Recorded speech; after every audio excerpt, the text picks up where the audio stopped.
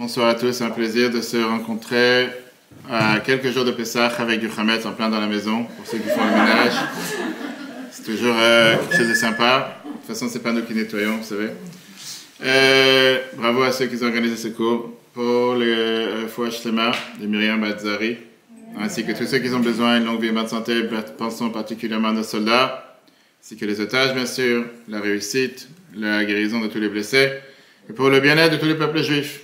Le buffet est ouvert, vous pouvez vous servir quand vous voulez, vous pouvez partir quand vous voulez. Ce soir, on a quelques heures ensemble, et je pense qu'on va avoir un dossier très intéressant, un sujet passionnant, qui est la vérité sur l'antisémitisme, qui est difficile à accepter pour la majorité des Juifs. Alors, commençons avec une belle histoire. Hier matin, je marchais dans la rue, dans le 77, et... qui entre, avec plaisir. Il y a encore des chaises ici. Et je marchais dans la rue, il y a quelqu'un qui m'interpelle, une personne avec des cheveux blancs. Il vient, il me serre la main, et je connais pas, il me dit « Vous êtes juif ?» Je fais « Oui ». « Moi, je suis pas juif. » D'accord. Il fait « Je voulais vous dire qu'on pense à vous, on est fort avec vous. Vous savez, c'est magnifique, mais vous savez qu'on est tous de la même partie, du même côté, pour la bonne cause, pour le bien dans l'humanité. » Bonsoir, bonsoir, bonsoir. Et c'est ce qu'on va voir ce soir, parce qu'on est justement entre ces deux fêtes, qui sont les deux fêtes qu'on vient de faire à peine une semaine. Bonsoir, la fête qu'on vient de faire, qui était la fête de Purim, avec la plus grande, bonsoir, je peux vous servir, vous voulez que je fasse une assiette? La fête qui nous parlait de la fête qui était avec le plus grand décret antisémite par excellence, qu'on va voir dans les détails, justement, dans la Gemara, dans le Midrash. Et on est avant la fête de Pessah, c'est la fête dans laquelle le peuple juif est né. On est né exactement il y a 3337 ans. C'est pas si loin que ça, quelques personnes étaient là.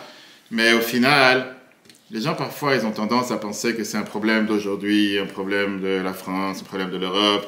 On va savoir un problème en Amérique, ou un problème dans quelques endroits. On va voir comment, après le cours ce soir, je pense que beaucoup de gens auront les idées beaucoup plus claires. Et s'il y a des questions, et si vous n'êtes pas d'accord, c'est pas grave. On pourra ne pas être d'accord. Comme je dis toujours dans les rencontres avec les couples, il faut être d'accord de ne pas être d'accord. Il faut apprendre à être en désaccord. Ok. Alors commençons avec d'abord, depuis quand la haine des Juifs a commencé? Monsieur le rabbin. Parce que tu étais assis le premier, c'est toi qui prends les cours en premier. Dis-moi une date. Quand est-ce qu'a commencé la haine des Juifs? Si tu as une idée. Depuis toujours. Quelqu'un est pour, contre? Oui, depuis que les Juifs existent. Depuis que les Juifs existent. Ok. La haine des Juifs a toujours été universelle, permanente et profonde. La mort des Juifs a été désirée, planifiée par les tyrans. Je vais vous citer toute une liste de tous les temps, parce qu'on va remonter dans le temps aujourd'hui, on va remonter très très loin. Par Pharaon, Sancheriv, Nabucodonosor, Antiochos, les Césars romains, les Turcs, les chrétiens, les musulmans, Staline, Hitler, et presque toutes les grandes puissances qui n'ont jamais existé et prospéré ont défini les Juifs comme une cible d'abus ou d'annihilation totale. Ça a toujours été. Les Juifs ont été expulsés presque de tous les pays où ils résidaient. J'ai dit presque. Encore une fois cité, l'Angleterre, la France, l'Hongrie, l'Autriche, l'Allemagne, l'Italie, Grèce, Lituanie, l'Espagne, Portugal, Bohême, Moravie, Russie, Pologne, les pays du Moyen-Orient, l'Afrique du Nord et bien sûr la terre d'Israël. Ça a toujours existé. Si on fait une moyenne, on estime qu'environ tous les 22 ans, les Juifs ont été exilés dans notre pays, à travers l'histoire de 3337 ans. Au fil des siècles, on a des millions de Juifs qui ont été assassinés, dont des millions de nourrissons et d'enfants. Malheureusement, il y a quelques semaines, quand il y a eu l'enterrement des enfants Bibas avec leur mère, que Dieu venge leur sang, c'est vrai que beaucoup de gens étaient émus, mais beaucoup de gens ont aussi oublié que le 7 octobre, il y a eu plus de 58 enfants qui ont été tués, il y a eu plus de 20 enfants qui ont perdu 2 parents, 96 qui ont perdu 1 parent. Ça, c'était juste le 7 octobre, ça fait à peine 17 mois. Et si on remonte dans l'histoire, ça existait qu'on vient de voir. Les Babyloniens et les Romains ont tué 3 millions de Juifs. Les chrétiens et les musulmans, au cours de leur croisade, inquisition, décret de conversion, accusation de meurtre rituel, pour la matzah, on va y arriver, puisqu'on est vraiment dans ce qui se passe entre Purim et Pessah, ont massacré des millions de Juifs pendant 15 siècles. Parfois, ils ont même anéanti des communautés tout entières. Khmelnytsky et ses bandits ont décapité 300 000 Juifs polonais entre 1648 et 1649, ce qu'on appelle les Xerot Tartat, dans le langage halachique, tandis qu'Hitler a mis à mort un tiers de notre peuple. dont 1,5 million d'enfants. Dans presque tous les pays, les Juifs, à un moment ou à un autre, ont été battus, torturés, assassinés, uniquement parce qu'ils étaient Juifs. Alors beaucoup d'entre nous pensent que le fléau d'antisémitisme avait disparu avec le monde post-juif. Et nous avons été brutalement réveillés ces dernières années depuis sa réapparition, notamment parmi les nations arabes et en Europe, aux États-Unis et en Israël. Arrive le 7 octobre 2023, 1200 juifs ont été brutalement assassinés, dont des enfants juifs brûlés vifs. Les femmes juives ont été attachées, violées, décapitées au cours de ce crime horrible. Et tant de gens dans le monde, en Amérique, en Europe et en Israël, célèbrent ces horreurs qui sont indescriptibles et blâment Israël pour avoir tenté d'éviter un deuxième holocauste, alors que le Hamas continue à vouloir commettre, comme aujourd'hui, encore des roquettes tirées de Gaza, dont certains qui sont tombés en Israël. Alors, la question qu'on doit réfléchir et se demander, pourquoi tant de haine? Pourquoi tant de haine envers un peuple qui n'a jamais constitué plus qu'une petite minorité du monde? Vraiment rien de rien. Pourquoi toutes les grandes cultures et toutes les civilisations nous ont considérés comme leurs ennemis ultimes? Comme si c'est vraiment la peste. Il n'y a pas plus pire que ça sur Terre. Est-ce qu'on a un peuple qui est vraiment si maléfique, qui menace le bien-être de toutes les civilisations depuis 4000 ans? On est entre juifs. On va te poser la question. Pourquoi on attend d'universitaires et universités dans le monde, inclus en Israël, Tel Aviv, Haïfa, Bar-Ilan, qui manifestent avec des pancartes pour le bien-être des Gazaouites ou d'autres contre notre propre population, et souvent par des juifs eux-mêmes, que ce soit en Amérique et que ce soit dans les autres endroits? Pourtant, beaucoup d'universitaires qui sont considérés cultivés, instruits, ils sont remplis d'une haine irrationnelle envers Israël. Alors c'est vrai qu'aujourd'hui on fait la différence entre Israël, le peuple juif. Et ils tentent littéralement, quand on réfléchit, à se défendre des citoyens contre le meurtre, tous en ignorant les horreurs perpétuées en masse par les voisins arabes. Il y a 3 semaines à moi, même plus loin de 3 semaines, El Giuliani, fameux nouveau chef du Syrie, qui a massacré son propre peuple. Le monde n'en a pas parlé. Le monde ne s'est pas inquiété. On n'a pas vu une manifestation quelque part pour les enfants syriens ou quoi que ce soit. Je ne parle pas de ce qui s'est passé par son prédécesseur, Bachar el-Assad, avec 500 000 qui ont été tués au plus. Mais là, c'est quelque chose de récent. Donc, pourquoi tu fais une différence entre les deux? La plupart des chercheurs, la plupart des historiens, y compris de nombreux juifs eux-mêmes, choisissent de considérer cette obsession permanente pas comme quelque chose qui est spécifiquement lié aux juifs ou au judaïsme, mais plutôt comme une multitude d'événements qui surviennent avec à chaque fois des circonstances distinctes. Et on va les analyser ce soir ensemble. Par exemple, pourquoi des millions de musulmans haïssent les juifs aujourd'hui sur la planète? Pourquoi les Houthis, qu'on entend parler tous les jours, grâce à Donald Trump, qu'est-ce qu'ils ont à faire avec Israël? Qu'est-ce qui se passe exactement? Quel juif est parti s'installer au Yémen? Peut-être qu'il y a des juifs yéménites, on connaît, qui sont en Israël, qui sont spéciaux, ils mangent à manger spécial. Mais quel rapport? Je dis encore une fois, on va retracer l'histoire, parce que l'histoire de Purim et Pessah, Amalek, c'est exactement la même chose. C'était un autre nom, c'était les grands-parents. Aman, c'était un petit-fils d'Amalek. On vient de voir ça dans la fête de Purim. Pourquoi les chefs du Hamas parleraient de la nécessité d'assassiner tous les juifs vivants? Parce que selon l'explication la plus courante, nous sommes des occupants. On a pris une terre qui n'est pas la nôtre. Et ils aspirent à libérer leur terre.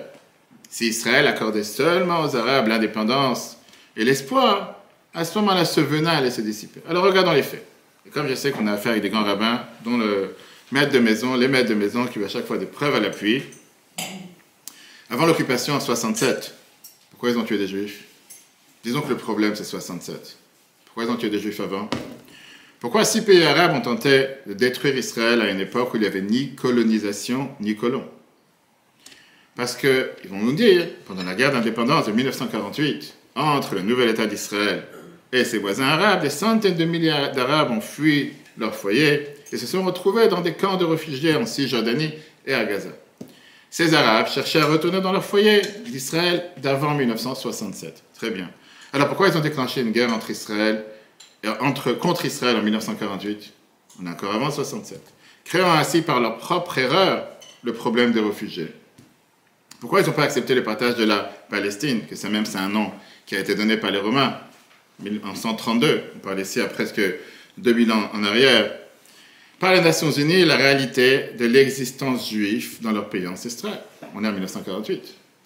Et pourquoi des dizaines de Juifs ont-ils été assassinés dans les années 1920 et 1930, et plus exactement le fameux pogrom de Hebron en 1929, avec plus de 60 Juifs qui ont été massacrés avec des haches, des bébés, des mamans, des enfants, plus des gens qui ont été blessés à vie. Alors on est obligé de trouver notre explication. Celui qui se suffit avec les explications, on va dire simplistes, en disant oui, c'est normal, parce que je pense que nous, en tant qu'ambassadeurs du peuple juif, quand je dis nous, c'est chacun d'entre nous ici présent, on a le devoir d'avoir des réponses claires. Et ne pas essayer de fuir, et ne pas esquiver. Je peux vous dire que je rencontre beaucoup plus de non-juifs que de juifs, surtout dans 77, et beaucoup veulent des réponses claires. Et beaucoup sont prêts à entendre, comme je vous ai dit, cette rencontre que j'ai faite hier, et je rencontre presque tous les jours. Maintenant, les excuses sont innombrables. Alors, cette tentative fait face justement à cette notion d'antisémitisme de tout ce qui est spécifiquement juif. Les Allemands, prenons un exemple, nous dit-on, ils haïssaient les Juifs parce que c'était les boucs émissaires de la défaite humiliante de l'Allemagne lors de la Première Guerre mondiale et d'une économie déprimée. En tant que chrétiens, ils souhaitaient la mort des Juifs parce qu'ils prétendaient que nous avons tué leur Dieu. Et au passage, Pessah arrive, avec quoi on faisait les matzot? Tout le monde connaît, c'était quoi les fameuses accusations? Bravo. Maintenant, juste il faut savoir que dans la Torah, c'est écrit qu'on ne mange pas de sang. Mais peu importe, c'est une accusation qui a duré pendant des années, etc. etc. D'accord? Staline a assassiné des Juifs parce qu'ils considéraient comme des capitalistes. Les Européens du Moyen-Âge, eux, ils étaient énervés contre les Juifs en raison de leur réussite économique. Donc quand tu retournes dans l'histoire, la cause, la raison a toujours changé. Je veux dire, le but ultime, c'était quoi? Le Juif me dérange. Il n'y avait pas forcément telle ou telle raison, pas même de la colonisation, ça c'est ces mots qui ont été inventés récemment. Maintenant, cette approche, c'est une approche qui est peu convaincante. Nier l'existence d'une cause unique et omniprésente à l'antisémitisme, c'est nier qu'il y a une raison sous-jacente qui a suscité cette haine de milliards de non-juifs depuis 4 millénaires. C'est le contraire du bon sens de l'histoire. Il y a bien quelque chose de plus profond ici. Et c'est quelque chose de plus profond, c'est qu'on va voir ce soir avec la Gemara Megillah, Midrash. L'antisémitisme existe depuis trop longtemps et trop de cultures disparates qui n'ont aucun rapport les unes avec les autres pour soutenir intellectuellement l'idée que chaque culture haïssait les Juifs en raison d'un facteur distinct. Rien qui s'unit entre toutes ces raisons, indépendant de leur judaïté. Croire que la haine du Juif n'est qu'une autre forme de fanatisme racial ou bien religieux, de folie, de haine ethnique, d'intolérance, de xénophobie, ou bien de ressentiment envers la richesse, parce que les Juifs sont très riches, etc., ou bien réussite professionnelle, c'est juste fermer les yeux. Fermer les yeux sur la cause profonde de ce dégoût unique. Bien sûr, il y a divers facteurs qui peuvent exaspérer l'antisémitisme et de le faire éclater à un moment donné. Mais il n'explique pas l'origine et la genèse de cette haine. Dans le fameux livre « Pourquoi les Juifs ?», les auteurs Dennis Prager, qui est un des plus grands auteurs de la télévision américaine que beaucoup connaissent, et Joseph Telushkin, l'expriment bien que les dépressions économiques n'expliquent pas les chambres à gaz. Il y a une raison beaucoup plus profonde. Alors, on a fêté la fête de Purim il y a moins de 2 semaines. On est entre les deux, fête de Pessah. On va analyser ce qui s'est passé. Est-ce qu'on a une personne qui s'appelle Esther ici? Non, il n'y a pas. Hein? Oui? Vous? Ok. Alors dites-moi.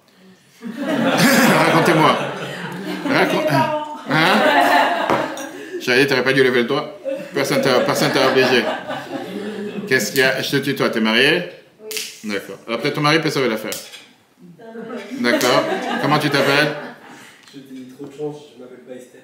Mais tu n'appelles pas Mordechai non plus? Ok, alors, quand on va analyser le personnage. Je pense que tu connais l'histoire d'Esther, je suis sûr. Une femme bizarre, une extraterrestre, bipolaire. Je ne vais pas parler de toi, mais en général, celui qui porte le nom, il y a un peu.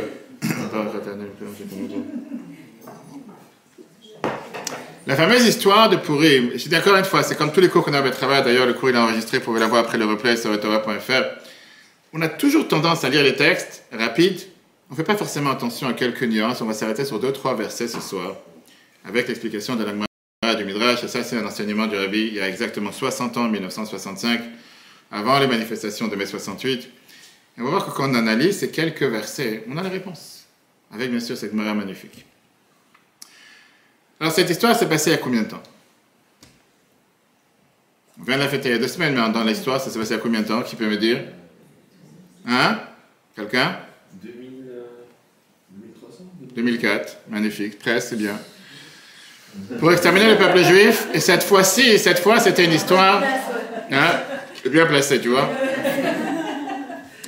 Cette histoire, elle s'est passée il y a environ 2400 ans pour exterminer le peuple juif par un ministre qui s'appelait Aman.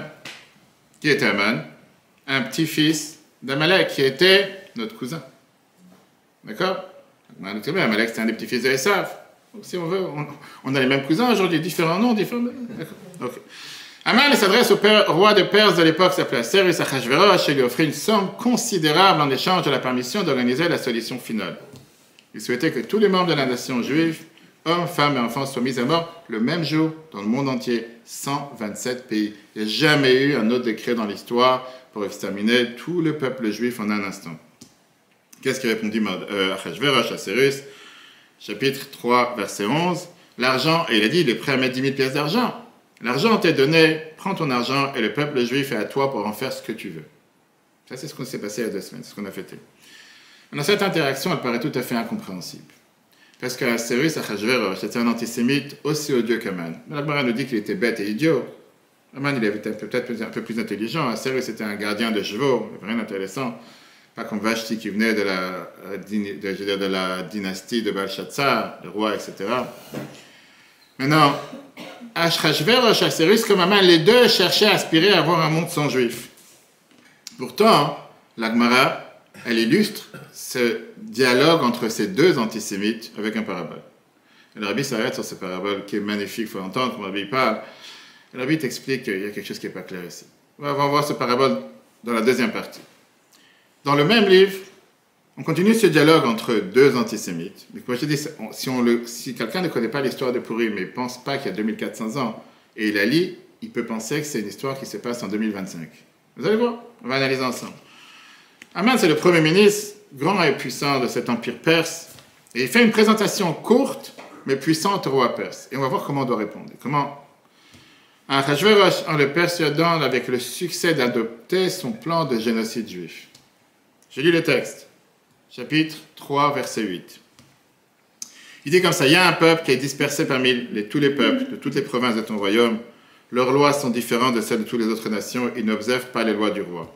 Il ne convient donc pas au roi de les tolérer.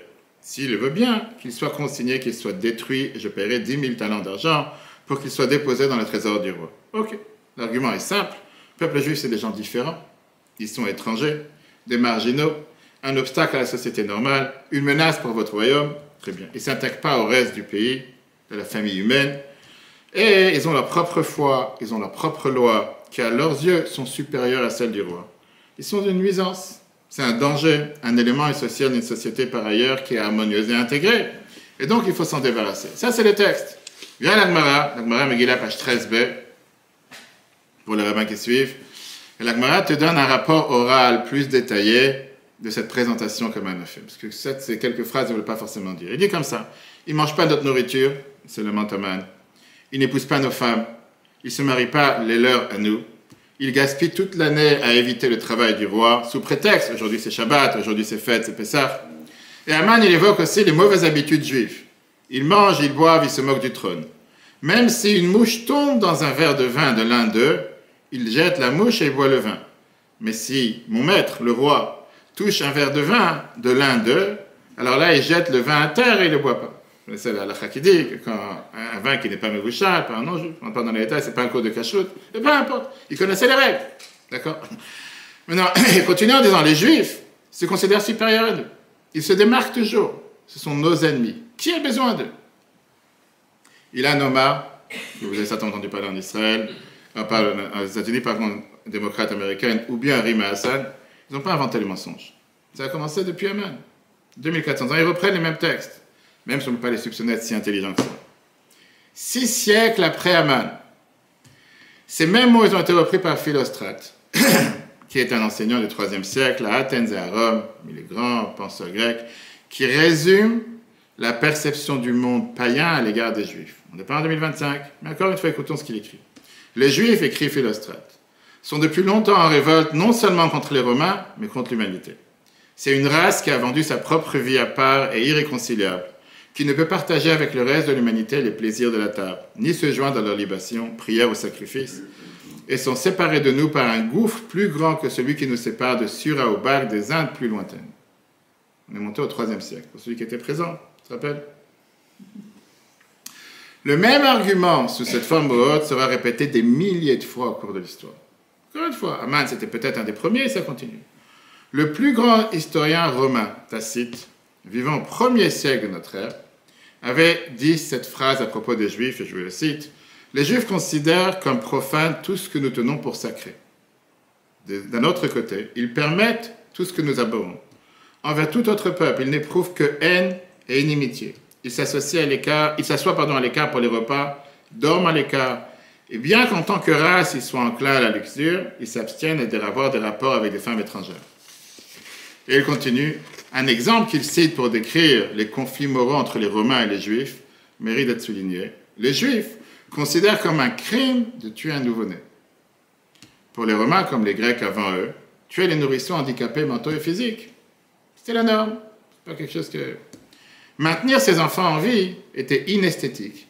Et ça constituait un fardeau pour la société qui devait subvenir aux besoins de ces êtres humains handicapés. Et pour eux, c'était un argument pour dire les Juifs sont bizarres. Pourquoi vous regardez les êtres humains pareils? Regardons la Gemara Megillah, page 14.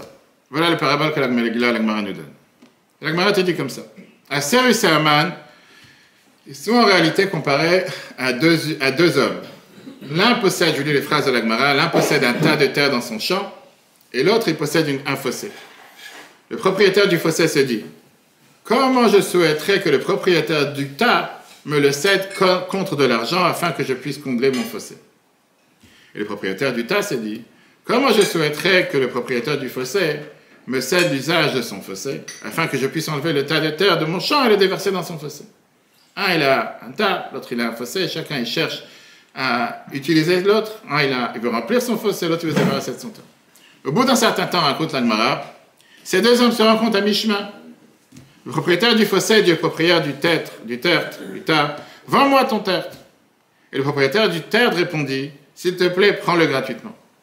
Dans le langage de la Gemara, allez, va, prends-le. Je cherche à m'en débarrasser. Ouais, c'est ça que je cherche. Ça, c'est l'exemple que la Gemara nous donne sur Aman et Achashverosh. Le Rabbi vient en 1965, le soir de Purim. Le Rabbi parlait pendant des heures et des heures, de 9h à 3h, 4h, 5h du matin, avec des milliers de personnes présentes. Le Rabbi dit, je ne comprends pas quelque chose. Parce que l'illustration de la Gemara, elle est claire. D'accord. Aserus est comparé au propriétaire du tas, il a tendu chez lui. Le tertre qui était une métaphore du peuple juif qui vivait sous son règne. Il cherche désespérément à s'en débarrasser. Il était là, c'est un antisémite notoire, c'est pas quelqu'un qui aimait les juifs. Aman, il est considéré comme le propriétaire du fossé, s'efforçant avec ardeur à s'emparer du tertre. Et lorsque Aman, il dit qu'il veut l'acheter, alors Aserus et Achashverosh, il lui dit volontiers, sans aucun paiement, prends-le, je cherche à m'en débarrasser avec enthousiasme. Finalement, on peut anéantir tous ces juifs. Le Rabbi dit, je ne comprends pas, il y a plusieurs questions, après on verra qui c'est qui se rappelle toutes les questions. Première question. Le Rabbi dit, les paraboles citées dans la Gemara, en général, ce n'est pas une blague. La Gemara, ce n'est pas un livre, ce n'est pas un roman que quelqu'un a écrit. La Gemara, elle n'est pas là à te raconter des histoires et à te donner une parabole. Tu sais, il y a quelqu'un qui a un tas, l'autre il a un trou. C'est plutôt pour clarifier et te donner ici une vision des choses, sur le long terme, jusqu'à nos jours. On apprend la Gemara tous les jours. Qu'est-ce qu'il y a de difficile à comprendre dans cette histoire avec deux personnes qui méprisent les juifs, avec la même intensité, et qui coopèrent pour les détruire? On ne parle pas des enfants de 2 ans qui ne comprennent pas, il faut leur faire un tas de sable, il faut leur faire un trou et expliquer qu'il y a ici 2 problèmes. Pourquoi on a besoin d'un parabole d'un tas avec une fossé pour clarifier la situation entre Aman et Achashverosh? Numéro 1. Numéro 2, ce n'est pas la première ni la dernière fois que le roi désire de vouloir tuer les Juifs. Malheureusement, ça se reproduit à maintes reprises. Pharaon, encore une fois, on va voir ça à Pessah. N'oubliez qu'une fois qu'il a reçu 10 coups sur la tête, il s'est dit, vas-y, partez. Une fois qu'on est parti, il est venu le chercher. On était devant la mer Rouge, on va passer à la 7e de Pessah, on va y arriver. Ah, sérieux, c'est la Gemara. Pourquoi, juste quand on parle de Aman, Achashverosh, elle te trouve le devoir de te venir avec cette grande parabole comme si, mais non, t'as compris, c'est quoi le problème? Mais même si c'est difficile de comprendre, d'habitude, qui était ce personnage d'Aman et Achashverosh, on va revenir à Esther, comment l'expliquer avec le moyen de cette parabole qui est apparemment tellement simple? Quelqu'un il a un tas, l'autre il a quelque chose, on s'en sait pas. De plus, c'est ce qui me dérange le plus dans ces paraboles, c'est que ça ne correspond pas à l'histoire qu'on tente d'illustrer. Pourquoi? Parce que dans les paraboles, tu as un propriétaire qui cherche à se débarrasser de son tas, et l'autre qui cherche à remplir son trou. Mais là, tu as 2 antisémites, que les 2 cherchent à s'en débarrasser. Tu n'en as pas un qui cherche à s'en débarrasser, l'autre il cherche à l'acquérir. Comme on a entendu aujourd'hui que l'Indonésie va inviter des Gazaouites pour pouvoir construire une nouvelle ville en Indonésie. Ils vont faire un test avec 100 premiers Gazaouites. Ils cherchent à en avoir. Là, tu ne cherches pas à en avoir. Les deux veulent s'en débarrasser. C'est quoi ce parabole que là, il en a un, l'autre, ça ne correspond pas au fait.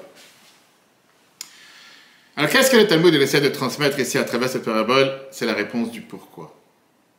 Très riche. Pourquoi presque toujours et presque partout les Juifs ont été haïs? Pourquoi Haman désire d'exterminer chaque Juif jusqu'au nourrisson? Et quand je dis Haman, on peut faire slash, avancer jusqu'à nos jours le Hamas et n'importe quel autre antisémite. Pourquoi le roi Achashverosh Assuérus est si désireux de faire une purge de son pays de tous les Juifs? Qu'ont fait les Juifs pour susciter une animosité universelle aussi profonde? Pourquoi ils sont tellement obsédés par nous? Des tsars russes, papes chrétiens, dirigeants musulmans, Troisième Reich, de Voltaire à Wagner, Martin Luther, Yasser Arafat. Le grand est peut-être le seul dénominateur commun entre tous ces peuples est le suivant.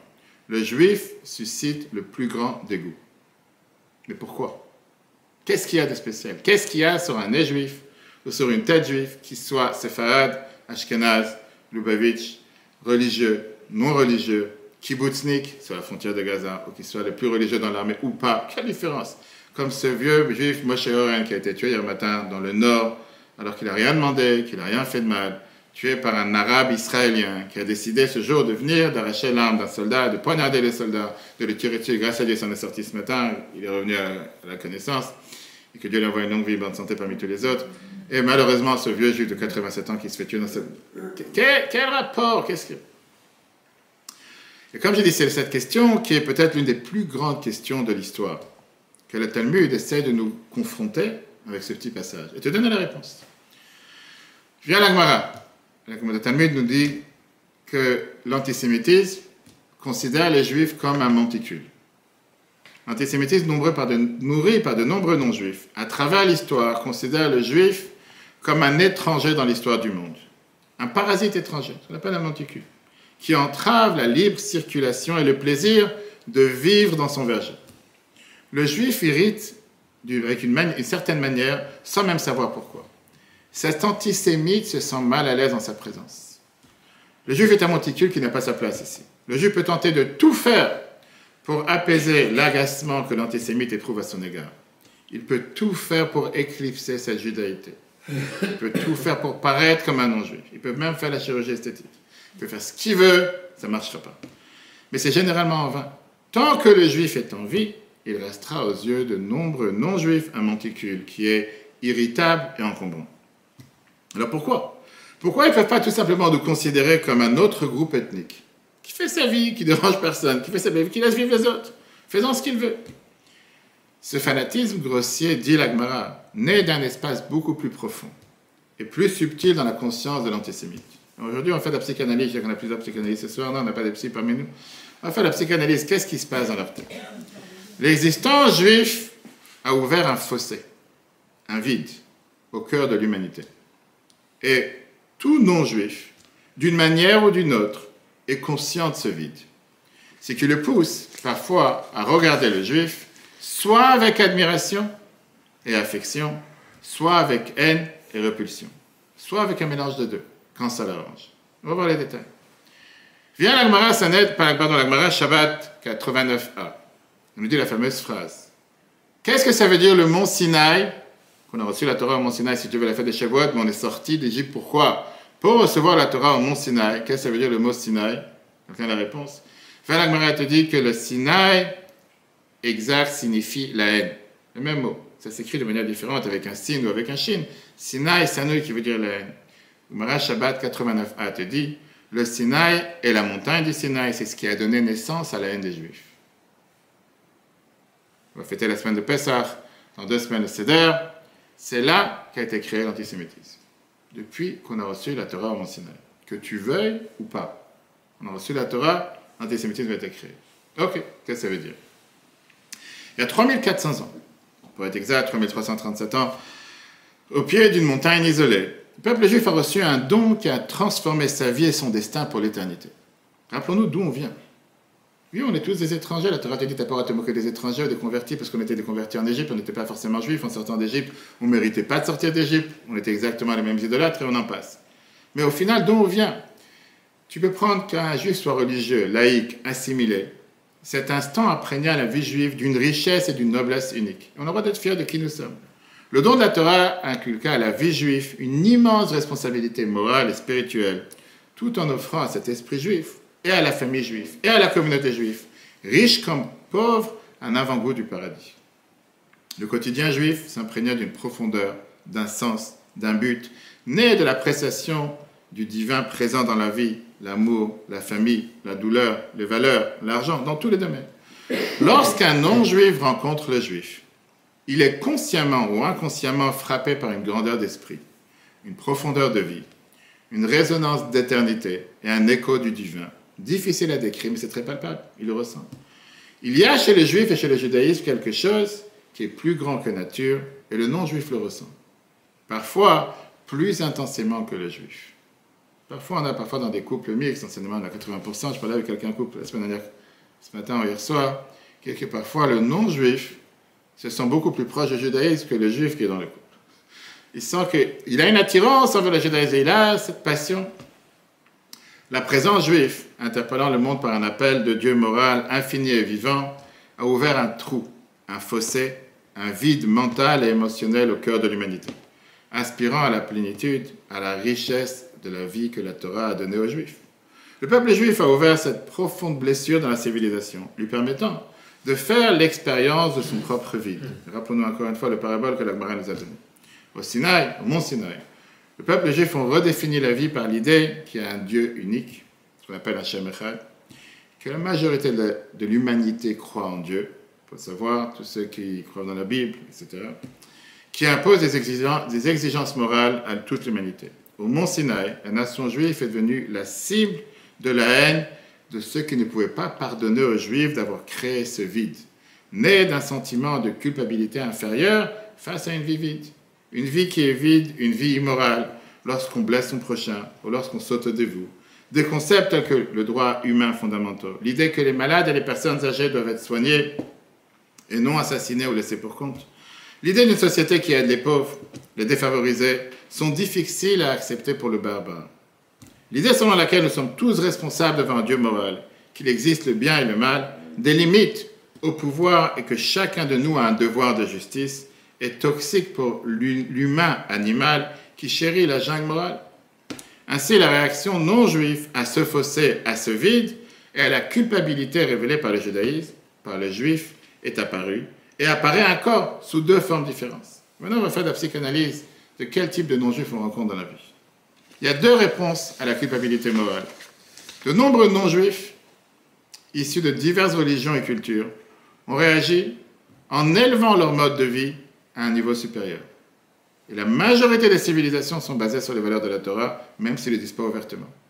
Première constitution. Ils voient les Juifs et sa judaïté comme un modèle qu'ils pouvaient à leur manière imiter.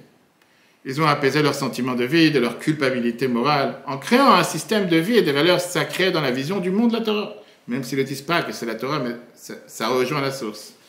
Prenons la nation américaine comme un parfait exemple, bien sûr, inclus le président présent, fondée sur l'éthique judaïque du respect de la liberté et de l'individualité de chaque être humain formé à l'image de Dieu. La plupart des pères fondateurs et nombre de ses citoyens en Amérique étaient et sont d'authentiques philosémites, qui chérissent et qui célèbrent le juif et la judaïté. Voilà ce qu'a dit John Adams. Qui était John Adams? Deuxième président des États-Unis. Il y a quelque temps. Il est décédé en 1826, on était présent à l'époque. Lui, c'était le deuxième président de 1797 à 1801. C'est l'un des pères fondateurs d'Amérique. Avant sa présidence, il a joué un rôle sur la Révolution américaine, et c'était aussi celui qui a aidé à rédiger la Déclaration d'indépendance. Il était le premier vice-président des États-Unis sous George Washington. Qu'est-ce qu'il dit John Adams? J'insiste sur le fait que les Hébreux ont fait plus pour civiliser l'humanité que toute autre nation. Ça remonte. Il écrivait en tant que chrétien, mais il ajoutait que même s'il était athée et croyait au hasard, je croyais que le hasard a ordonné aux Juifs de préserver et de propager à toute l'humanité la doctrine d'un souverain suprême, intelligent, sage et tout-puissant de l'univers que je considère comme les grands principes essentiels de toute moralité et par conséquent de toute civilisation. Et la réalité, c'est qu'on va jusqu'à Donald Trump. Quand on entend parfois Donald Trump parler et qu'on n'entend pas, on ne voit pas l'image, on ne sait pas c'est qui, on peut croire que c'est un savant de la Torah qui parle, qui demande juste simplement de respecter les valeurs de la Torah sur beaucoup, beaucoup d'autres sujets, si vous voulez, on peut élaborer plus tard. Léon Tolstoï, quelqu'un a entendu parler? Oui? Monsieur le rabbin, c'est qui Léon Tolstoï? Russe. Hein? Russe. Russe, exactement, bravo. On peut dire que c'est le mari d'Esther. Un grand écrivain russe, célèbre pour ses romans monumentaux, Guerre et paix, etc. Il a écrit la chose suivante. Le juif, c'est cet être sacré qui a fait descendre du ciel le feu éternel et qui a illuminé le monde entier. Le juif est la source religieuse, la fontaine dont tous les autres peuples ont puisé leur croyance et leur religion. Et si vous voulez qu'on passe la nuit à des citations, on peut le faire, c'est sans fin. Il faut juste le savoir, il faut juste regarder. Et ce chemin exige, pourquoi? Parce que ça exige une certaine discipline et des sacrifices extraordinaires. Il ne faut pas se cacher la face. Être juif, c'est un mode de vie différent. Et ça demande des sacrifices. Vivre avec un Dieu de la Torah, c'est un fardeau immense. Regardez juste la figure de certaines femmes ici, sans dire leur nom, qu'avant Pessah, ils sont 2 semaines avant Pessah, et c'est déjà s'écroulent par terre, parce qu'il y a une poussière au haut de l'armoire qu'ils n'ont pas vue toute l'année, et que juste avant Pessah, Dieu leur a ouvert les yeux, ils se sont dit, si jamais Pessah, je mangeais sur l'armoire, il faut bien que j'en ai cette poussière. Et donc, il faut que je ne suis pas entré dans les détails, c'est hallucinant. J'entends, j'ai des questions tous les jours de femmes qui m'appellent, mais je dis des fois, je me demande pourquoi, qui a mis dans la tête que Pessah, c'est le jour du nettoyage de printemps, comme je ne sais pas d'où ça sort. J'ai dit tout à l'heure à quelqu'un, Pessah, c'est enlever le chametz. Enlever le chametz que tu manges dans les endroits où tu en manges. Un endroit où tu n'as pas mangé de chametz, tu ne vas pas le chercher. Qu'est-ce que tu vas chercher dans une armoire? Mais j'en profite. Et après, les gens, ils arrivent écroulés au Seder. Et si tu vois la religion juive, malheureux, c'est pire que Kippour. Je l'ai endormi. Alors cette année, on a la chance qu'on peut dormir tout Shabbat pour être en forme de Seder qui est samedi soir. Il y a un décalage entre les préparations et la veille. Mais des fois, c'est vrai, les gens disent, être juif, c'est l'enfer. Si tu veux, je ne peux pas manger n'importe où, je ne suis pas marié avec n'importe qui, je ne peux pas faire n'importe quoi. Et quand on entend des fois des juifs parler, c'est pas qu'ils n'ont rien compris à la religion, je ne suis pas en train de juger, mais c'est avoir une mauvaise notion de s'imaginer qu'il n'y a que des contraintes. Que le rabbin Shabbat, on ne peut rien faire. La seule chose, c'est dormir. Même si je dors, j'ai peur de faire des péchés. Qu'est-ce que tu tournes la tête? Qu'est-ce que tu tournes la tête? Aujourd'hui, on vit dans un monde en 2025 où tu as des chalotes cachées à la Pessah. Ouais, Shabbat. Tu as des pâtes cachées à la Pessah.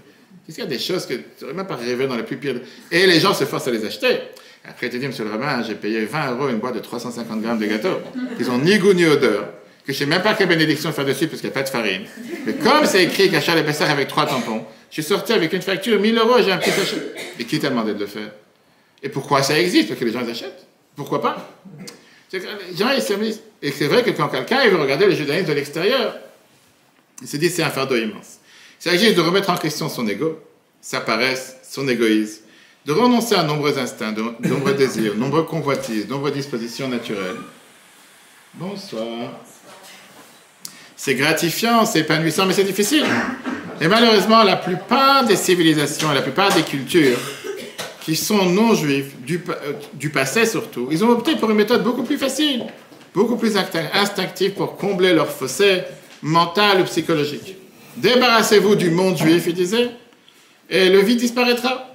Nombreux sont ceux qui ne peuvent tout simplement pas supporter ce fardeau d'être bon.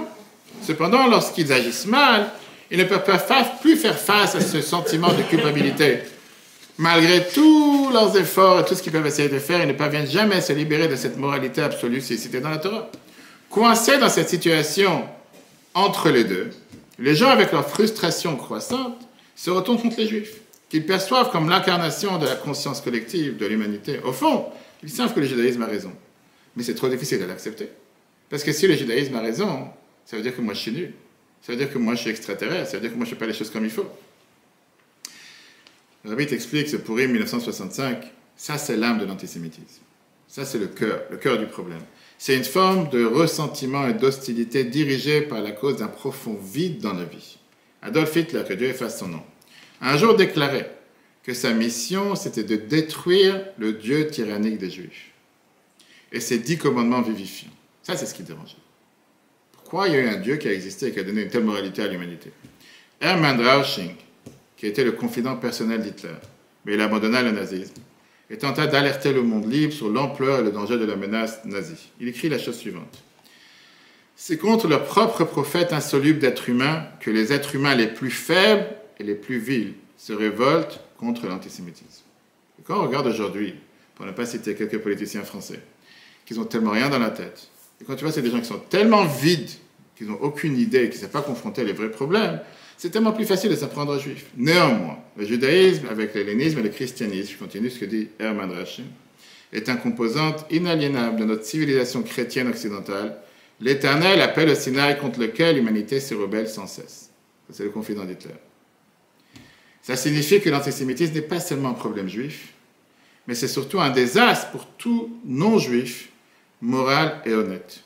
Observez comment une nation, une religion ou un mouvement politique traite les juifs, vous aurez une idée précoce et extrêmement précise des intentions qu'est-ce que ce groupe a envers l'autrui. Les antisémites, ils souhaitent d'abord détruire l'incarnation perçue de cet appel supérieur au bien, les juifs. Mais ils n'haïssent pas seulement les juifs, ils détestent tout ce qui représente une valeur supérieure, un défi moral. On le voit dans la société, je vais prendre des exemples sans fin. L'antisémite commence avec les juifs, mais ne s'arrête jamais avec les juifs. Il continuera avec le reste. Maintenant, est-ce que ça veut dire qu'ils sont tous si intelligents que ça? Reprenons la Gemara. Qui était Haman? Et après, on va arriver à Esther. La majorité des antisémites ne sont pas conscients de l'âme de leur haine. Ils n'ont pas cette raison.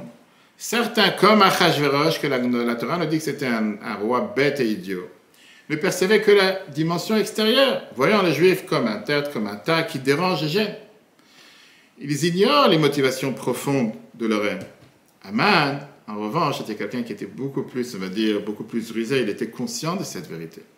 Il comprenait ce qu'il méprisait les Juifs parce qu'il creusait un fossé au plus profond de son cœur. C'est pourquoi quand toute l'élite, 127 pays, se prosterne à Haman tous les jours, qu'est-ce qui le dérange? Prenons encore une fois le texte, Esther, chapitre 3, verset 5. À l'exception d'un vieux rabbin juif, Mordechai, qui ne se prosterne pas, il dit qu'il était rempli de colère. Qu'est-ce que tu t'énerves? Qu'est-ce que tu t'énerves? Tu as l'humanité tout entière qui se prosterne à toi. Mais il y a ce juif qui me dérange. Qu'est-ce qu'il regarde pas sur lui? Tout le monde se prosterne, fais ta vie, sois content. Quand on lit les mots de la Megillah, tout ça ne vaut rien. Qu'est-ce que tout ça ne vaut rien? La Gemara nous dit que 10 personnes dans l'humanité, ils avaient tout pour eux. Pour être heureux, on leur a dit une chose ne fait pas, c'est juste la chose qu'on leur a interdit qu'ils ont voulu. Ils ont fini par pas seulement ne pas avoir ce qu'ils voulaient, mais ce qu'ils avaient, ils ont perdu. Et la Gemara les cite en commençant par Adam et Ève, ils avaient tout pour eux. Dieu il a dit, ce petit arbre, touche pas. Il fallait juste toucher cet arbre, manger de l'arbre. Et au final, ils ont été renvoyés du paradis, etc. Haman, la même chose. De venir et dire, tout ça ne vaut rien. Tu as tout pour toi. Tu as tout pour être 22 pays qui entourent Israël. Des dizaines de milliers de kilomètres carrés. Tu as tout pour toi. Non, c'est ce petit pays qui est au centre, qui appartient à ça qui dérange. Et quand tu prends à l'intérieur d'Israël, c'est exactement la même chose. Que ce soit avec les kibbutzim, que ce soit avec les autres. Qu'est-ce qui te dérange? Quel arabe aujourd'hui sur terre peut venir et dire, en vivant en Israël, qui vit dans l'apartheid, génocide, tout ce qu'on entend aujourd'hui sur la planète, et qui est répété par nos propres juifs dans les universités américaines, que ce soit en France, que ce soit en Israël même, qui manifestent encore hier matin à Yerushalayim ou à Tel Aviv avec des pancartes, ça nous fait de la peine, comment on tue des femmes et des enfants, des juifs. Comme l'État, pas tout le monde a cette intelligence d'Aman, certains sont comme Achashverosh.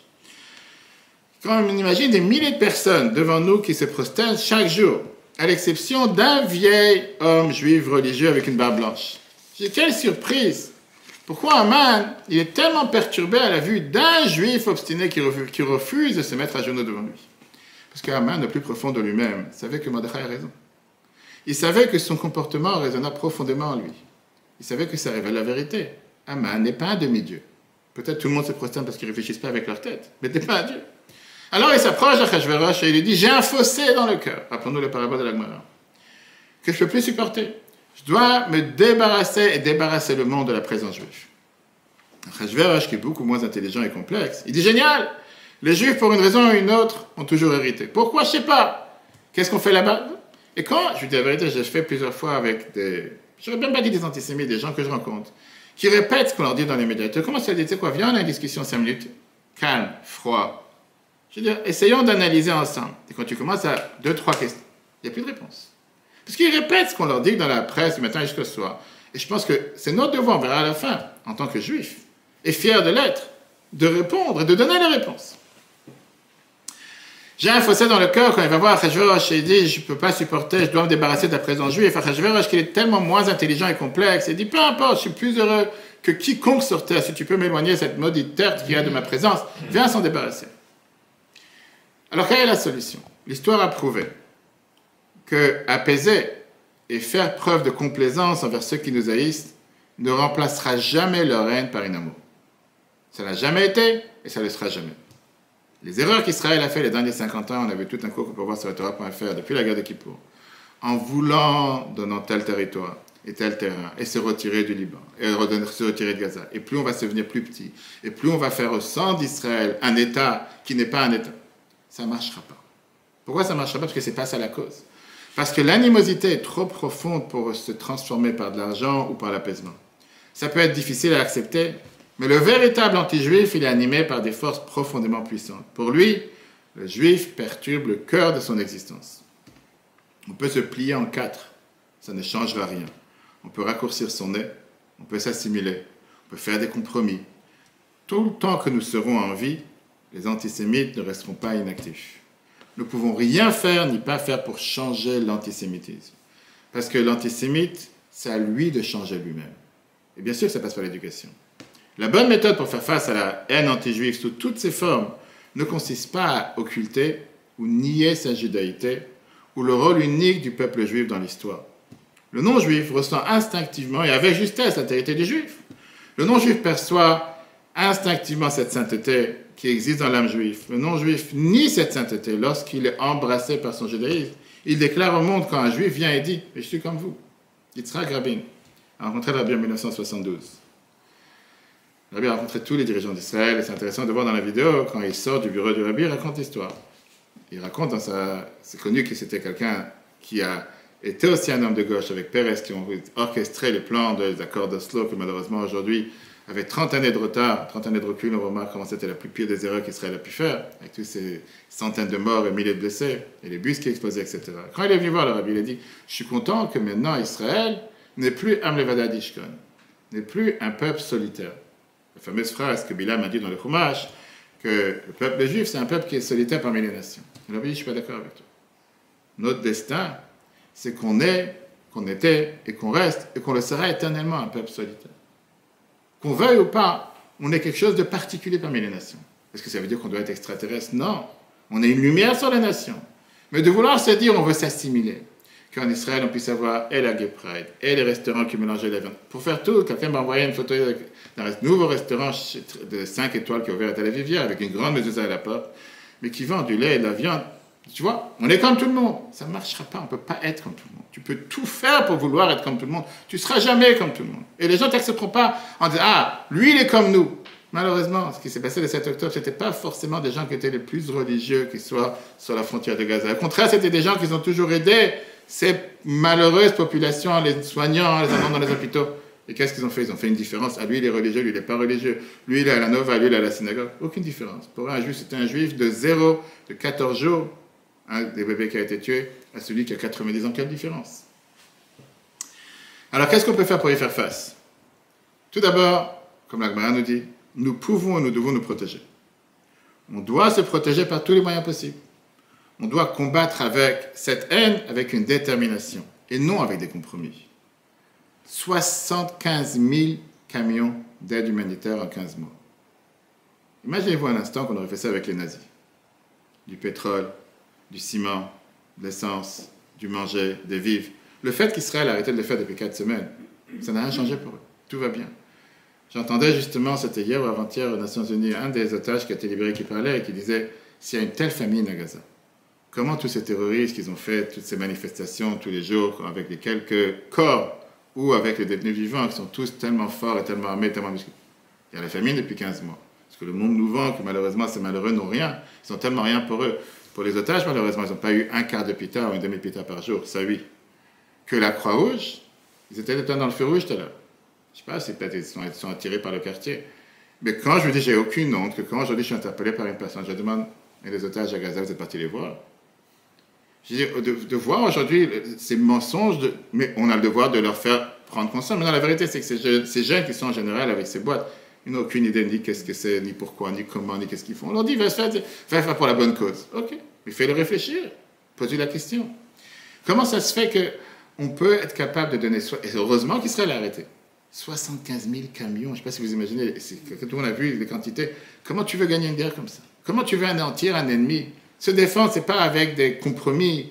Et quand aujourd'hui on t'entend qu'on va libérer une ou deux personnes pour encore 60 jours, et pour quelques 1908 terroristes ont été libérés pour 36 otages.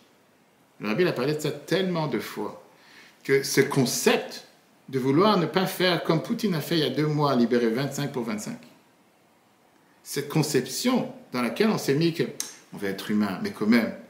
Mais c'est 1900 bombes à retardement, dont certains ont été enfermés, et qu'encore aujourd'hui, il y avait on appelle ça des avocats à la Cour suprême à Tel Aviv, qui défendent le droit de ces terroristes qu'on a arrêtés, parce qu'ils n'ont pas assez de savon, parce qu'ils n'ont pas assez de couverture, parce qu'ils n'ont pas assez à manger, ils n'ont que 7 tranches de pain et quelques grammes de fromage.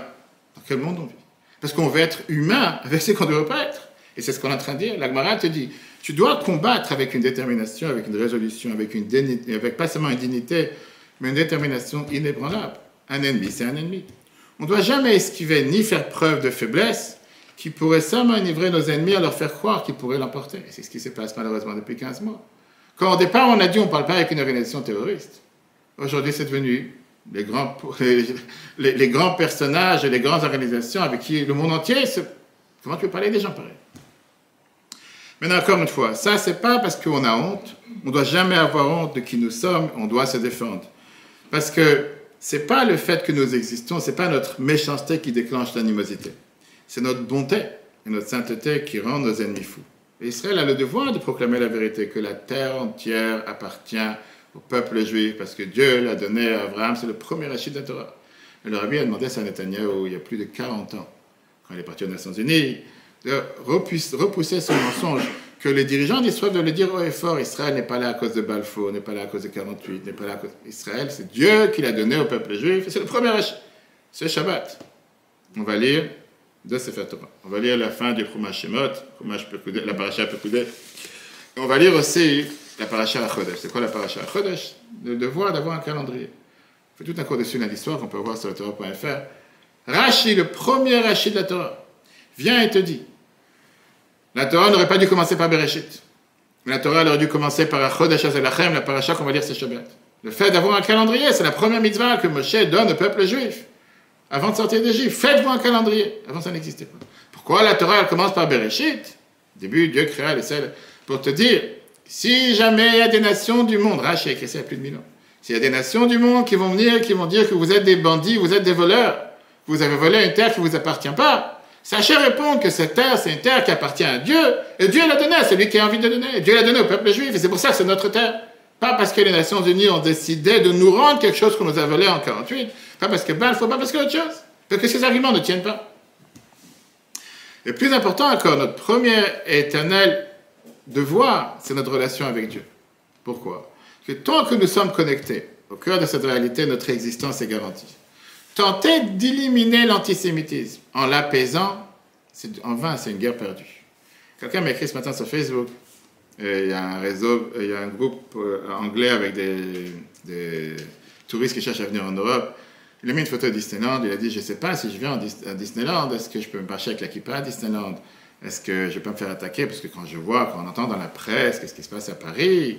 Imaginez ça, il n'y a pas seulement Hitler dans la rue, il y a tous les antisémites de la planète qui sont sur place, personne ne marche avec nous. En général, je n'ai pas l'habitude de répondre, et surtout pas le matin avant la tefila, etc. Mais là, ça m'a tellement énervé parce que j'ai dit, comment quelqu'un peut se mettre... J'ai dit, écoute, je suis le seul bétraval le plus proche de Disneyland et je peux te dire une chose. Les Juifs se promènent à Paris avec la kippa, les Juifs se promènent à Paris avec les tzitzit, à Disneyland avec les tzitzit.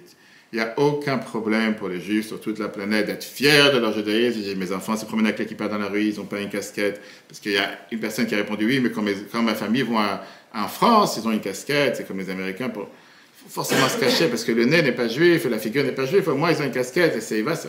Je fais se promener avec une kippa, grâce à Dieu, il n'y a jamais rien eu. Alors oui, tout le monde parle. J'ai dit, le fait qu'il y a parfois un incident par-ci et par-là, ça ne veut pas dire qu'il faut se cacher, pas dire qu'il faut avoir peur. J'ai dit, regarde, il y a beaucoup plus d'incidents à Brooklyn, et c'est des gens qui écrivent d'Amérique, et tout celui qui sait ce qui se passe à Brooklyn, ou quoi que ce soit dans le quartier du Rabbi, ça a toujours existé dans ma France. J'ai dit, en passage, en Israël, hier matin, il y a un juif qui a été tué, de 87 ans. Je dis, chacun une fois. Alors pour ça, à Brooklyn, il n'y a plus aucun juif qui marche avec une kippa. Pour ça, en Israël, il n'y a plus aucun juif qui marche avec une kippa. C'est quoi cette folie? J'ai qu'à de te penser, c'est dire, peut-être on va enlever les mezuzot, peut-être on va cacher ta chaise avec le temps qui passe. Que tu penses que vraiment en dénigrant ton judaïsme, en n'étant pas être fier de qui tu es, ça va changer quoi que ce soit. Et la Torah te dit qu'il ne faut pas oublier que le Midrash nous dit que le peuple juif, c'est un agneau entouré de 70 loups. L'agneau doit être fort, déterminé, puissant, sans complexe. Nous avons toujours besoin de la protection divine. Et ça, c'est seulement en se renforçant dans la Torah, les mitzvot. Et c'est pourquoi on revient maintenant à Esther. Quand Mordechai, il est parti voir Esther, ils ont été au courant de ce projet qui s'est passé il y a 2 semaines. Leur première réaction, c'était quoi? De jeûner, prier, se repentir et d'accomplir de bonnes actions. C'est après 3 jours de jeûne et d'introspection qu'Esther a décidé, utilisant sa position en tant qu'épouse du roi, d'un roi fou qui a tué sa femme, qu'elle n'a pas voulu venir danser devant tout le monde, et qu'elle savait que si elle n'a pas permission, il va la tuer elle aussi, qu'elle a tenté de l'influencer, parmi un repas, à faire abroger le décret contre le peuple juif. Non, si Esther voulait impressionner son mari, elle aurait dû aller chez une esthéticienne plutôt que jeûner 3 jours. Et pour répondre à cette question, la Gemara te donne encore une fois cette parabole de le monticule avec le fossé. Mordechai et Esther savaient clairement que cette haine ne pouvait pas venir d'un malentendu ou d'un malaise social. Ils comprenaient parfaitement, ils comprenaient que c'est parce que nous avons affaire avec un monticule et un fossé. Aucune inflexion ne pourra résoudre cette crise, d'aucune manière. Ce dont nous avons besoin le plus, c'est la protection divine. Bien sûr qu'on doit se battre, bien sûr qu'on doit défendre, et au contraire, il faut prier qu'Israël réussisse et que les soldats réussissent. Et on a fait ça depuis 20 ans, ça je vais le montrer dans la vidéo. On était il y a 2 mois avec les soldats à Gaza, dans la base avant et la base arrière, offrir des tefilines, danser avec eux, il faut leur souhaiter toute la réussite possible et imaginable. Et comme ils ont déjà eu et qu'ils continuent à avoir. Mais au final, il n'y a pas que cette partie. C'est la partie matérielle pour ceux qui sont sur le front. Mais le peuple juif entier n'est pas sur le front. Le peuple juif entier, on a la protection divine, on doit se battre spirituellement parlant. Esther savait, comme tous les juifs, le plus profond de son cœur, que le sauvetage ne viendra pas d'un homme qui considère les juifs comme un monticule éternel. Le sauvetage viendra de Dieu, et par conséquent, l'objectif numéro 1, c'est de renforcer notre lien avec Dieu, d'être fier de qui nous sommes. Et quand quelqu'un vient te demander est-ce que tu es juif, tu dis je sais pas, on a l'habitude en général, quand on prend l'avion pour aller en Israël ou ailleurs, de faire toujours le tour des gens pour demander est-ce qu'ils peuvent mettre des tefilines. Tu as déjà eu une fois cet épisode, tu as déjà eu une fois cette interaction intéressante. Je dis des fois, c'est un kiff de se faire jeter. Ça dépend. Ça dépend où et ça dépend avec qui. Alors je vais t'expliquer comment ça marche. Tu pars dans l'avion, tu te dis à chaque fois, c'est un combat interne, parce que des fois tu te dis, va savoir, pourquoi chercher les histoires? C'est très bien que rien que tu vois son regard, tu sais très bien que tu l'as embêté. Rien qu'en le regardant, tu l'as dérangé. Tu as une barbe, tu as un chapeau. C'est pas forcément l'air de... Mais tu sais quoi, il faut passer le cap, comme on dit. Une fois, tu te dis, c'est mon devoir, un juif, il n'a peut-être pas mis les tefilines, tu lui demandes. Quand tu demandes à un non-juif, vous êtes juif, il est catholique, qu'est-ce qu'il veut dire? Je suis catholique. Tu demandes à un non-juif s'il est musulman, est-ce qu'il est juif? Désolé, je suis musulman. En fait, bon ramadan. Tu demandes à un juif, est-ce qu'il est juif? Je dis, de quoi je me mêle? Tu as la réponse. Tu n'as même pas besoin de savoir. Parce que s'il n'aurait pas été juif, tu aurais dit de qui? Maintenant, tu as certains qui vont te dire, j'ai eu il n'y a pas longtemps, quand on est revenu des soldats, justement, là, de Gaza, là, pour les soldats, il y a 2 mois. Un juif qui me dit, j'ai arrêté le 7 octobre. Je me demande ce qu'il a mis les tefilines. C'est là. J'ai arrêté le 7 octobre. C'est bizarre, 7 octobre, peut-être c'est Simchat Torah, c'est un jour de fête, on ne met pas les tefilines. Qu'est-ce qu'il y a un décalage, quelque chose? Alors tu vas me dire que c'est un Israélien, et il ne met pas les tefilines le 2e jour. Je dis, écoute, moi, cher ami, vraiment? Jusqu'à 7 octobre, tu mettais tous les jours, qu'est-ce qu'il fait? Laisse-moi tranquille, de toute façon, vous ne faites pas l'armée. Et alors, on commence à rentrer dans les arguments. Je fais, qui ne fait pas l'armée? Qui vous parlez? Fait, vous les religieux. Je suis vous les religieux. Pourquoi vous parlez comme ça? Je suis des religieux, parce que la majorité des religieux que je connais, Chabad et autres, sont tous à l'armée, sont tous au front. J'ai tellement de copains qui sont dans l'armée. On les a vus. De quoi? On les a vus maintenant quand on était à Gaza, justement, à la base de Zikim. C'est pas Zikim, on était à Dima, qui était vraiment dans Gaza, 100 mètres de Gaza. Des dizaines et des dizaines, pas seulement Chabad. Je dis, de quoi tu parles? Je suis, ah bon? C'est quelqu'un qui a une cinquantaine, soixantaine d'années. Je dis, ah, pourquoi vous? Je dis, parce qu'il y a quelques minorités, quelques-uns, je sais pourquoi tu en fais de ça. Quand il y a eu la guerre de Kippour, les autres, même le 7 octobre, on a malheureusement beaucoup de soldats Chabad qui ont été tués, beaucoup qui ont été blessés, mais pas que Chabad, il y en a beaucoup. Donc on commence à rentrer dans des débats, et c'est pas des débats, on commence à échanger, et tu vois tout de suite qu'il n'y a pas de réponse. Comme je viens de dire, de quoi tu parles? Laisse pas tranquille, ça ne m'intéresse pas, ok. Donc, comme j'ai dit, on a l'habitude. On dit des fois, il faut avoir 9 noms pour avoir un oui. Enfin, c'est un juif qui est assis, une cinquantaine d'années. Je ne suis pas encore arrivé à le voir. Et lui, il se lève de ma place, il fait, je voudrais mettre les tefilines. Je dis, bravo, moi je ne me sens pas inutile, moi je fais quelque chose. Et il me dit, regardez, moi j'habite à Netanya. Et j'étais avant comme lui. Il s'est mis mal à l'aise. D'abord, j'ai oublié que les gens étaient en train de filmer. C'est pas savoir si je vais commencer à lever la main. Je ne sais pas pourquoi les gens ils filment aujourd'hui. Tu sais. Et il me dit, avant j'étais comme lui. Et maintenant, je sais pas, j'ai un réveil, je me dis, il faut absolument... J'ai un problème, je ne sais pas comment le faire. Je ne sais pas comment prier. Je ne vous inquiétez pas, on va le faire ensemble, 5 minutes. Et ça déchire le cœur. Ça déchire le cœur d'entendre un juif d'une cinquantaine d'années que malheureusement dans sa vie, il n'a jamais eu quelqu'un qui est venu lui proposer, ou n'importe qui, un juif comme chacun d'entre nous. Est-ce que tu veux mettre tes filines? Est-ce que tu veux faire une mitzvah? Est-ce que tu veux voir une matzah pour Pessah? Et on ne se rend pas compte que ce n'est pas une mitzvah Lubavitch, c'est une mitzvah juif. Mettre tes filines comme n'importe quelle abrioute, comme n'importe quelle autre mitzvah qu'il y a sur terre. Et parfois on s'est dit non, je vais parler avec mon collègue de travail de tout sauf de judaïsme. Surtout pas lui dire que Pessah arrive. Surtout pas le déranger en train de faire un acte dentaire. Il dit peut-être tu veux faire la vente du Hametz, peut-être tu veux la mettre. Hé, qu'est-ce que tranquille. On est au travail maintenant, qu'est-ce que tu mélanges? Exactement, non. On peut le féliciter à chaque fois, il met les filets devant tout le monde, il met le tapis parfois pour certains. Ok, peu importe.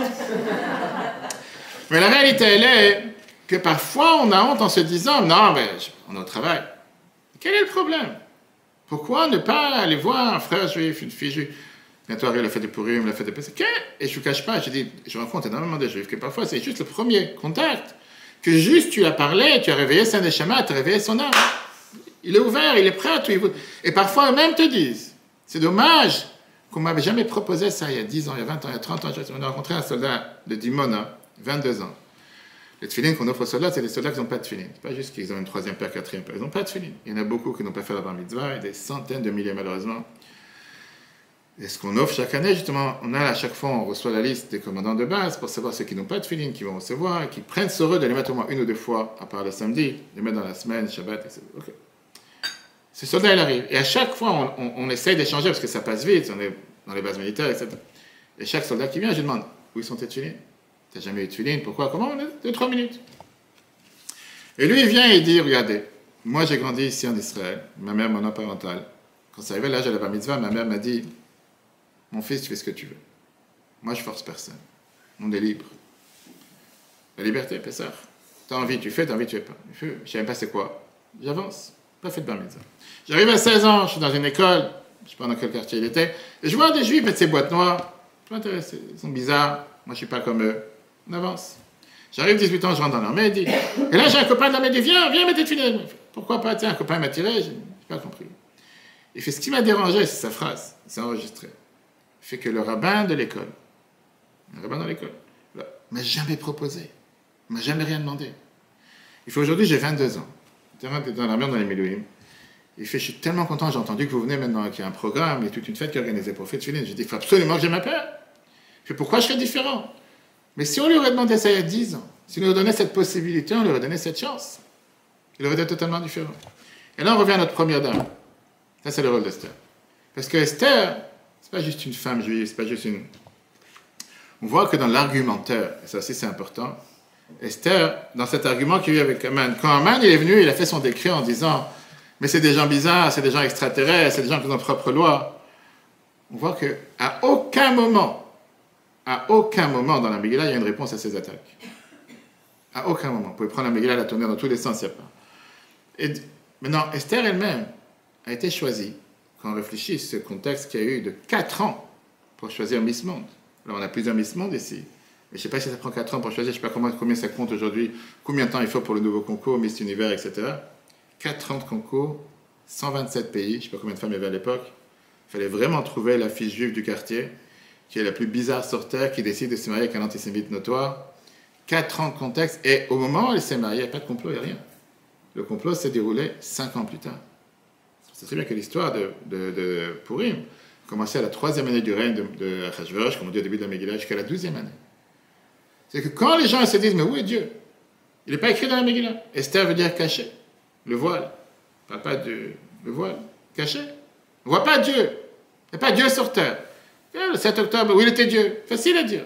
Tout d'un coup, les gens, c'est comme quand on parle aujourd'hui de libérer 1 ou 2 otages pour des centaines de terroristes, à tous ces gens qui n'ont jamais ouvert un livre de Torah, qui sont malheureusement pas religieux, qui te disent « Mais c'est la Torah qui dit qu'il faut sauver une âme juive. » Tout d'un coup, il y a que ça qui t'intéresse dans la Torah. Toutes les autres phrases que la Torah dit, ça ne te concerne pas. Il n'y a que cette phrase qui dit qu'il faut sauver une âme juive. Esther, la Torah te dit, c'est totalement voilé, caché. On ne voit pas le nom de Dieu dans l'histoire. Mais Dieu est impliqué à chaque détail. Chaque détail, c'est orchestré. C'est justement d'une manière qu'on ne peut pas le voir. On s'imagine qu'il n'est pas là alors qu'il est là à chaque instant.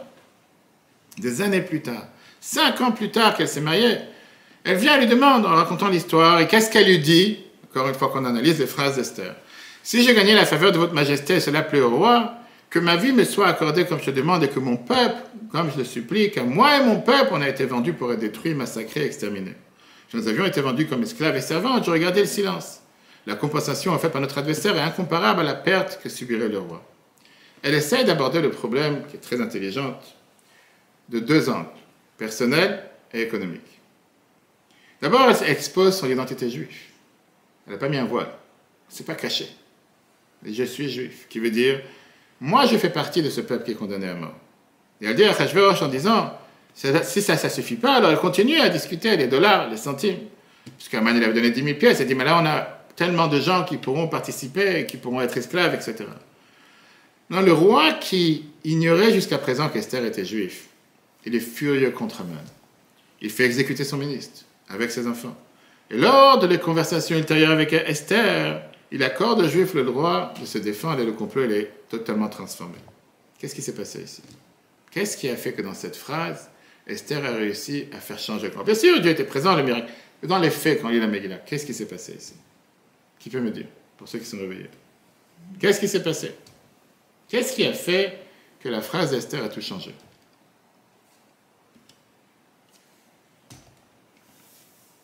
Tout le monde? Il s'est senti important. Qui s'est senti important? Pourquoi? Par rapport à ce qu'elle lui a dit, non Pourquoi il s'est senti important? Le fait que là, il était touché. Si elle partait, entre guillemets, il était touché. Et en même temps, elle lui a fait des faveurs économiques pour son peuple et son aide. Donc, quelque part. Alors, tout d'un coup, il s'est senti, parce que je vais avoir une compensation économique, soit ça ne m'intéresse pas de la tuer. Ouais, mais du coup, il y a une.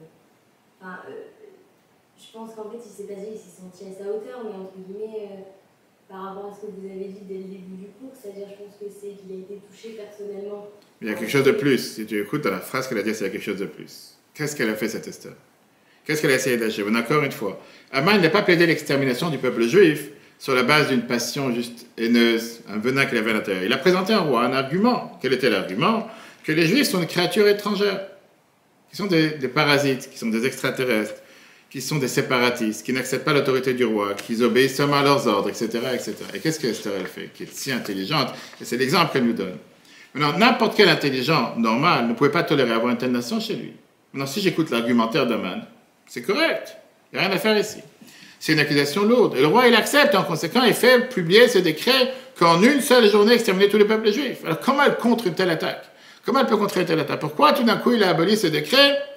Parce que Esther, elle vient, quand elle a donné un verre de vin, ça y est, il a changé la tête. Alors, on sait que c'était un fou, qu'il a tué sa femme sur un festin, etc. Tu aurais pu dire que c'est le charme d'Esther, qui était peut-être le seul facteur qui a dit « mon maître, mon mari, mon chéri va savoir ». Et pourtant, comme on l'a montré plus haut, Esther ne s'appuie pas seulement sur ça. Une femme intelligente. Et la Torah nous raconte ça pour savoir qu'est-ce que nous, on doit faire aujourd'hui. C'est pourquoi elle présente d'abord cet argumentaire avec l'esclavage. En deux mots, tu risques de perdre. Mais ce n'est pas que ça. Esther, elle dit, est-ce que cet argument va suffire pour enlever ce décret de Judenrein, de se débarrasser des Juifs? Parce que des esclaves, mais je cherche à me débarrasser de ces gens-là. Esclaves, pas esclaves. J'aurai des autres esclaves. Il ressort clairement de cette histoire, et c'est ce que la Bible termine en 1969, que Esther, elle savait très bien qu'il y a certaines questions à laquelle il n'y a pas de réponse. Ne cherche pas à avoir une réponse à toutes les questions. Il y a des questions, ça ne vaut pas la peine de commencer à rentrer dans un argumentaire et avoir des réponses. Certains arguments sont refutés par des contre-arguments, mais il y a des croyances qui ne nécessitent ni débat, ni dialogue. Et lorsque la réalité est exposée, les questions et les distorsions disparaissent. L'argumentaire d'Aman, c'était quoi? C'était qu'on est des parasites, des extraterrestres. Esther a dit, c'est combien de temps qu'on vit ensemble? 5 ans. Je suis une parasite. Je suis une extraterrestre. Je suis celui qu'on t'a démontré, je suis celui qu'on t'a décrit. Je suis celui qu'on t'a porté comme si c'est celui qui est la peste sur terre. Est-ce que ça, c'est ma personnalité? Mais non, peut-être c'est un roi fou, mais il vit avec sa femme. Il dit, mais je n'avais pas à croire. T'es juif. Ça, c'est les juifs. C'est pas les juifs qu'on m'a porté, c'est pas les juifs qu'on m'a monté une image comme si c'est des gens qui sont extraterrestres. Et lorsque le roi il découvre qu'elle est fière de qui elle est, qu'elle est fière de sa judaïté et de son judaïsme, c'est pas qu'elle le cache encore une fois. C'est la première des choses qu'elle dit. C'est moi les juifs de qui on parle. Tu fréquentes des juifs. Tu sais c'est quoi les juifs. Et encore une fois, prenons ça en 2025, quand on parle avec des non-juifs, ils sont en admiration. La grande majorité face au peuple juif et face à comment un juif se comporte, bien sûr, quand il se comporte comme un juif. Et elle raconte, elle dit à Achashverosh, je suis ce juif horrible et effrayant qu'Aman fréquentait.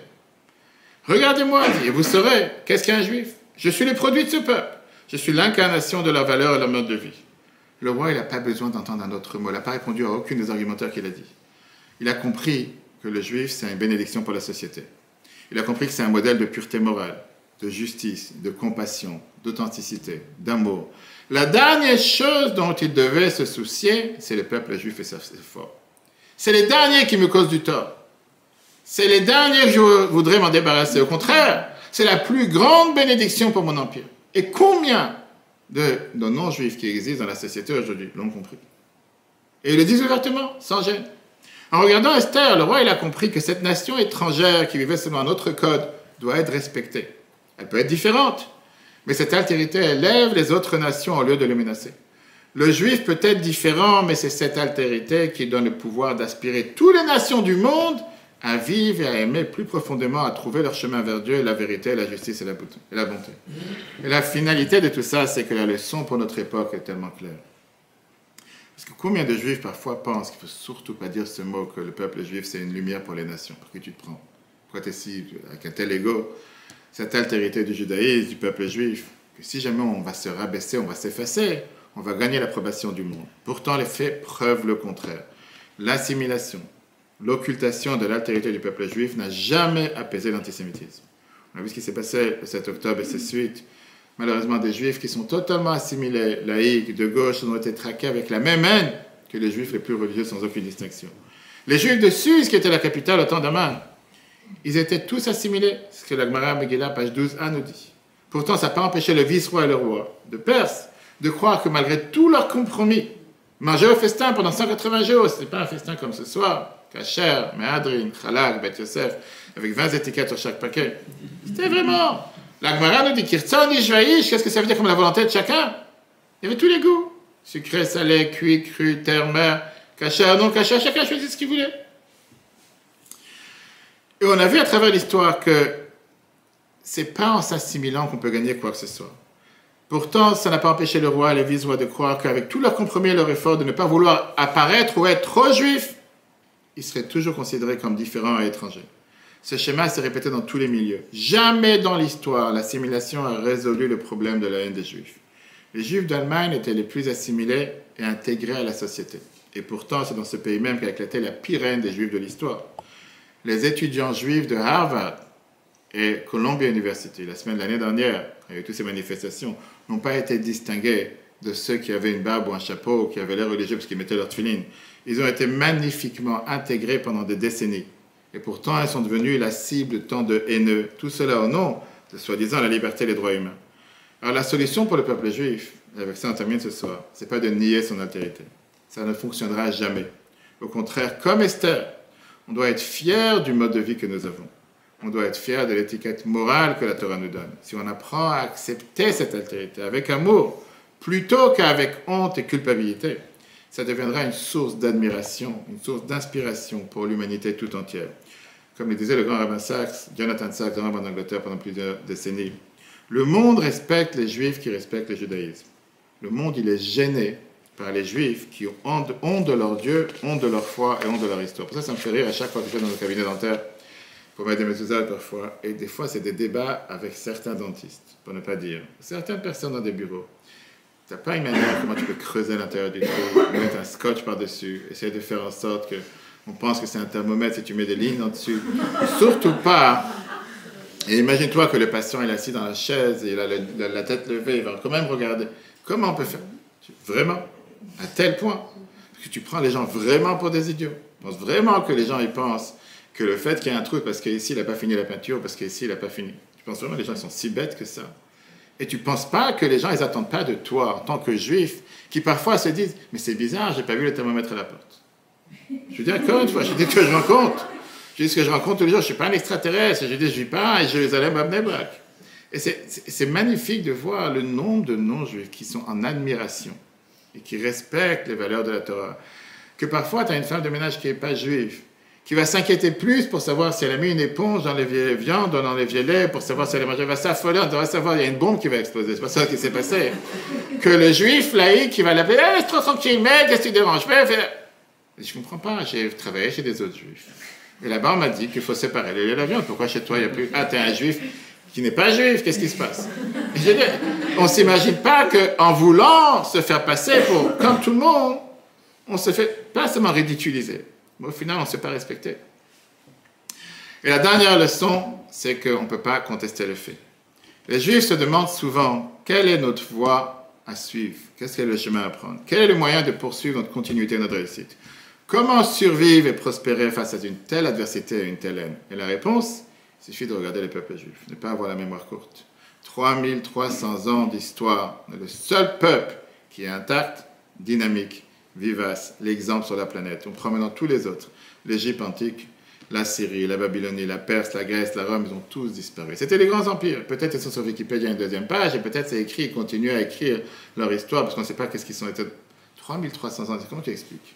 Comment tu expliques que depuis tous les temps, on est la plus pire des haines sur la société en général, et qu'au final, on est toujours présent? Israël, avant 1948, avant qu'on est revenu dans notre terre qui nous a toujours appartenu, terrain vague, terrain désert, personne, rien, sans aucun...